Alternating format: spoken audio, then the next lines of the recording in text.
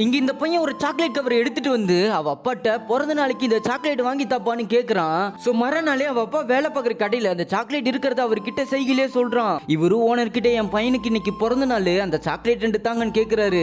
ஏன்டா டேய் இந்த சாக்லேட்டோட விலை என்னன்னு தெரியுமா? இந்த சாக்லேட் தான் உன்னோட மாவன் திம்பானான்னு சொல்லிட்டு திட்டி விட்டுறாரு.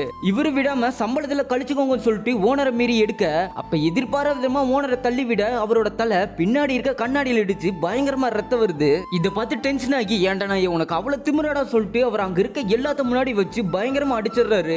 இந்த பக்க பையன் ஸ்கூல் முடிஞ்சு அப்பா சாக்லேட் வாங்கி தருவாருன்ற ஆசையில அவன் அப்பாவை பார்க்க வரான். இவரும் பையன் வர்றதை பார்த்துட்டு இங்க எதுவுமே நடக்காத மாதிரி அவரை காமிச்சுக்கிறாரு. அங்க வந்தவனு இவரை பார்த்துட்டு என்ன பாச்சு உன்னை யாரு பாடிச்சான்னு பயத்துல அழ ஆரம்பிச்சிடறான். பையனை சமாதானப்படுத்த ஒண்ணு இல்லையா நாங்க திருட போலீஸ் விளையாண்டுட்டு இருக்கோம்னு சொல்லி சமாளிக்கிறாரு. அப்ப அவங்க வந்த போலீஸ் பையன் கண்ணு முன்னாடியே அவன் அப்பாவை அரெஸ்ட் பண்ணி கூட்டிட்டு போறாங்க.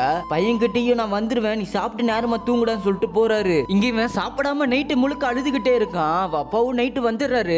அவரை பார்த்ததுமே ஓடி வந்து கட்டி பிடிச்சி முட்டையில வேணாப்பா சொல்லிட்டு அலறான். இன்னைக்கு என்னோட தங்க பிள்ளைக்கு பிறந்த நாள்னு 2 சாக்லேட் எடுத்து தராரு. கையில வாங்கி பார்த்தா அது முழுக்க ரத்தமா இருக்கு.